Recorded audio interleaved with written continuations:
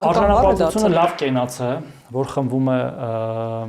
սովորաբար գողացված փողերով գծված սեղանների շուրջ եւ դրանով ավարտվում է, հասկանում եք, դա արժանապատվությունը իրանց ասած։ Երբ որ թալանել ես երկիրը, ունես այդ թալանը, մի դղյակում մի լավ սեղան ես գցում ու վեր ես կենում, խմում ես արժանապատվության կենացը, զինվորների կենացը, որից այդ ամեն ինչը թալանել ես եւ այդպես շարունակ։ Իսկ խաղաղությունը ինքնին այնքան բարձրագույն արժեք է, խաղաղությունը չի լինում արժանապատիվ եւ ոչ արժանապատիվ, հա, խաղաղությունը կամ լինում է, կամ չի լինում։ Չի լինում արժանապատիվ խաղաղություն, ոչ արժանապատիվ խաղաղություն։ Այդ իրենց ասածը, եթե այդպես են իրանք մեկնաբանում, դա այն է, որ դու ինչ որ մեկին հպատակեցնես եւ որպես հպատակ պահես, դա խաղաղություն չի։ Դա